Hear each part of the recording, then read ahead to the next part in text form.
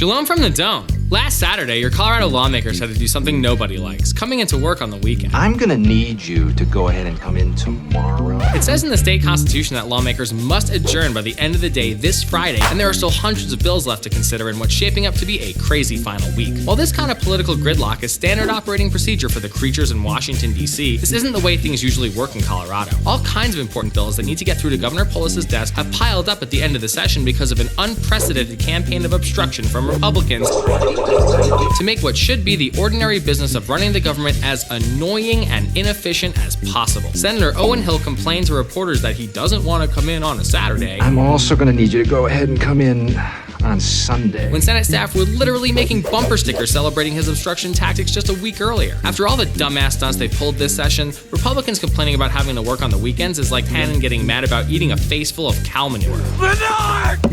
I hate manure! Despite all the blowhards blowharding and other political antics gumming up the works, the progressive majority that you elected in November has been delivering on their campaign promises left and middle. Another good thing that happened this week was the final passage of House Bill 1266, legislation to restore voting rights to about 9,000 Coloradans who were on parole after serving time. Colorado has always had much better laws to allow people who have paid their debt to get their voting rights back, and the most pro-voter laws in the country to begin with, and this bill will help a few thousand more fully rejoin society. We know that being ostracized from the world is a big part of recidivism for ex-offenders, and this is another stepping stone to rebuilding a life after serving time. If you've turned on a TV or radio for the last couple months, you already know that Colorado passed an important new bill to better regulate oil and gas drilling close to where people live, where kids play, schools, hospitals, businesses, places where industrial activity has absolutely no business going on. Before and after Senate Bill 181 was signed into law, its opponents in the oil and gas industry said it would cost 1 billion jobs and plunge the state into actual and economic darkness, forcing everyone to capture squirrels to eat and run on treadmills to power their kitchen appliances. Keep smiling, because we gotta keep going. Well, as it turns out, just like the proponents said over and over again, this law is not going to destroy the industry. That's why last week, the oil and gas industry announced they're giving up on an attempt to repeal Senate Bill 181 via ballot initiative this year. And furthermore, in a must-read story in the Greeley Tribune, and you should really read the Greeley Tribune, the head of the Colorado Oil and Gas Association admits that negotiations over the bill took care of many of the industry's worst objections, and it's something they can work with. With Colorado energy stocks soaring and the state's biggest oil and gas companies the subject of a multi-billion-dollar bidding war, it's obvious that rumors of the industry's death in this state have been greatly exaggerated. The clock stopped at 1:17.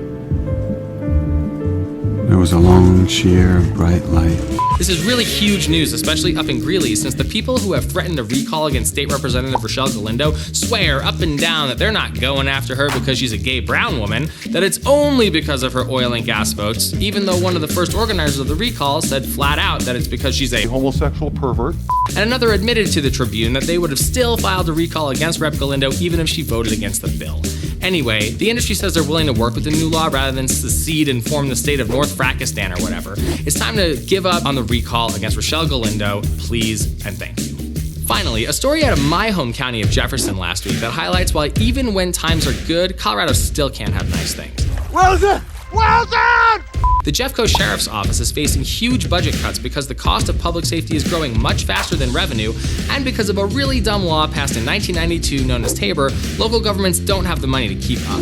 It's just another case of an idea that sounded pretty good 25 years ago screwing us today. And someday, we're gonna have to fix this mistake once and for all. What do we say to the god of death? Not today. And that's a wrap for episode 14 of Last Week in Colorado Politics. The legislative session is almost over, but we'll still be producing regular updates, so stay tuned. Thanks again for watching, sharing, and commenting down below. Drop us a line and say hi on Facebook, Twitter, Instagram, or tell us what you think in the comments. See you next week.